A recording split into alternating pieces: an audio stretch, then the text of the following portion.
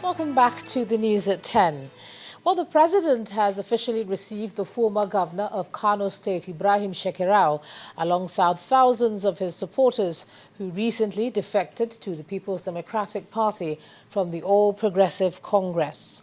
At the reception in Kano, northwest Nigeria, President Goodluck Jonathan promised to work together with the former governor to bring Kano State back to his party.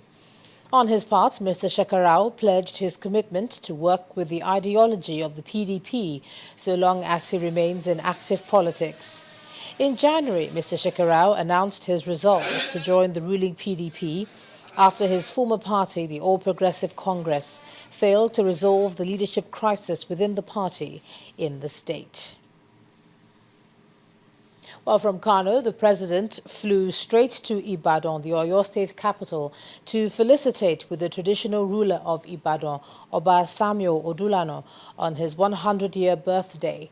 The trip is coming a day after he cancelled the plan to embark on the journey following that explosion in Nyanya in the FCT, which claimed over 70 lives. He was accompanied by the Senate President, David Mark, the Deputy Speaker of the House of Representatives, Emeka Ihedioha, and the Oyo State Governor, Abiola Ajimobi, along other personalities. President Jonathan said that he had come to congratulate the traditional ruler for becoming 100 years old, which, according to him, is no mean feat. And the Special Anti-Robbery Squad in Anambra State has arrested a gang of suspected arms dealers said to have operated in the state for over 15 years. The lead suspect, one Mr. Alfonso Sungu, is believed to be a major gun runner in the southeast states. According to the police, the suspect was arrested in his shop located at Onitsha Main Market. The Anambra State Governor, Willie Obiano, has promised to equip the police and the Navy to sort out crime in the state.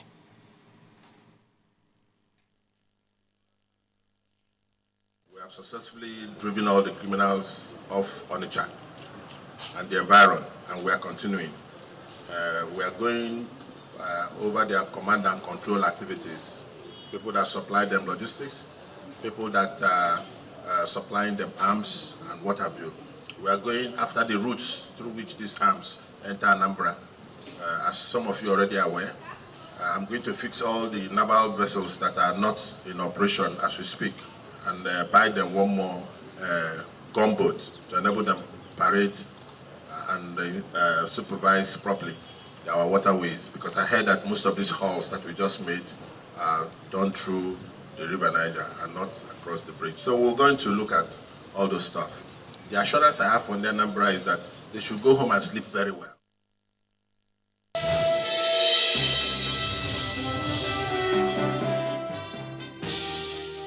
All right, from there we move on to business news, and here's Adeshewa Josh. Adeshewa.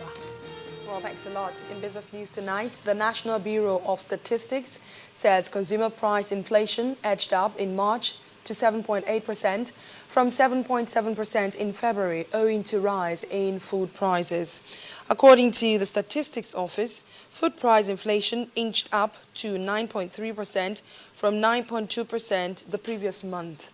The latest figures from the NBS are contrary to that released by the Financial Derivatives Company Limited, which forecasted a moderate decline in the headline inflation to 7.64% in March from 7.7% recorded in February.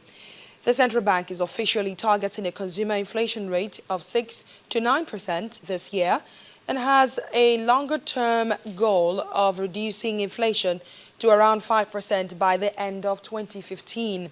Nigeria also plans to reweigh its inflation index by the end of the year using 2009 as its base year instead of the current 2004 to reflect the impact of non-food items on prices more accurately.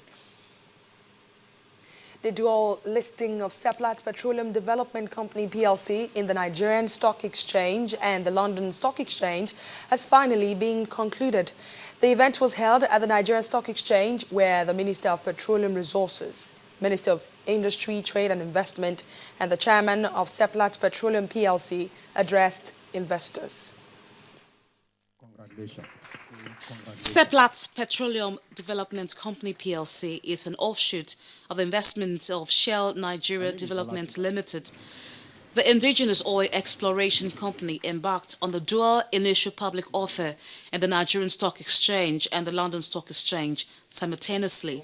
And the important thing here, Upon completion, the IPO generated over 312 billion naira market capitalization and the sum of 1.14 billion pounds at the London market. Chairman of Seplat Petroleum, Mr. ABC Ojako, stressed that the company will deliver on its promises to investors. We promise to deliver growth in our production, growth in our reserves, growth in our profitability year in, year out. And as we do this, we deliver tangibly to investors. We are proud that Seplat has taken a strategic step to join the prestigious club of quoted companies in Nigeria, and I once again commend them for this bold step. The Minister of Petroleum Resources, Mrs. Desiani Alison Madueke, and the Minister of Industry, Trade and Investment, Mr. Olusegun Aganga, explained the government's position on the listing of Seplat Petroleum shares.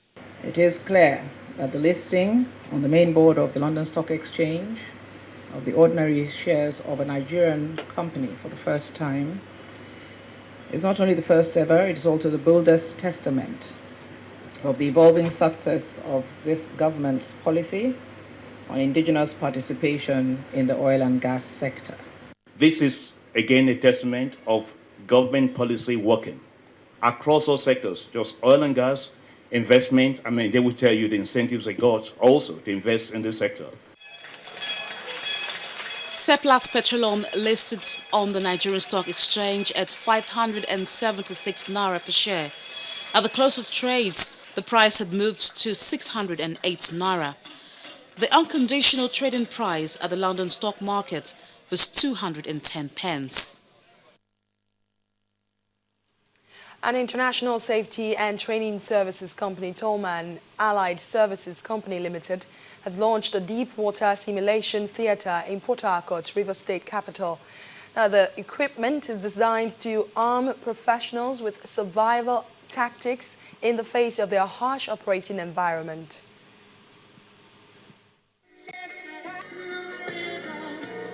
At the premises of Tolman Allied Services in Port Harcourt, key players in the oil exploration sector have been invited as special guests.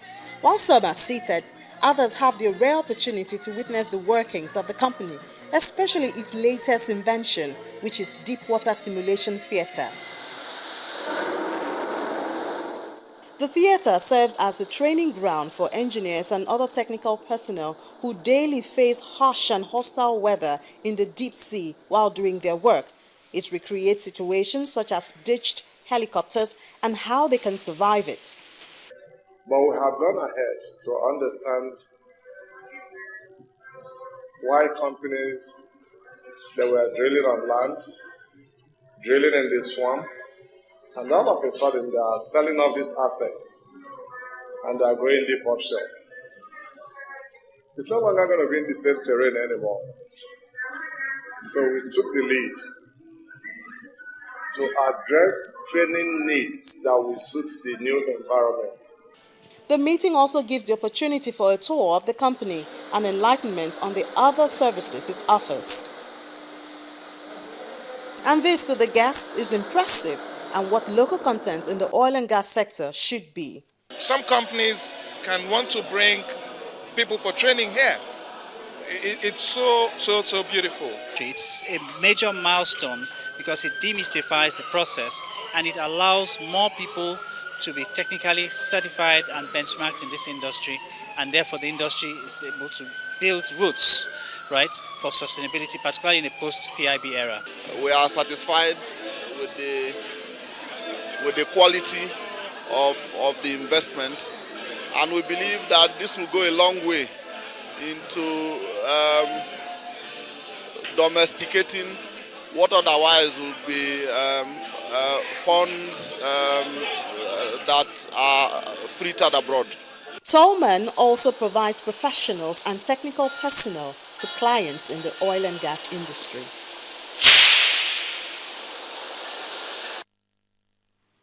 It was a bullish trading session today at the Nigerian equities market, reversing the negative sentiment recorded on Monday. The oil share index now stands above the 39,000 psychological line. Well, here is Temple Ashaju with the details.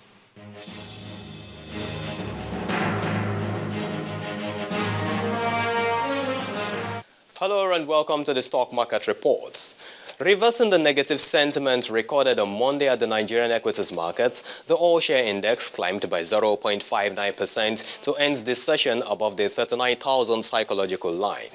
Market capitalization also grew to finish at 12.91 trillion naira. And following its listing on the daily official list of the exchange, Seplat Petroleum Development Company was the top gainer of the day with a price appreciation of 30 naira 24 kobo. It's followed by PZ, Nigerian Breweries, and 14 other equities. The 20 price laggards were led by the petroleum stocks, Mobil, and Total. USA Property lost the same amount it gained on Monday to sit on the losers list. And the top three most actively traded equities for the day are Transcorp, FCMB, and Zenith Bank. When the closing bell rang, investors in 4,783 deals had traded 277.68 million units for 3.48 billion naira. Now that's it on the Stock Market Report. I am Temple Ashaju.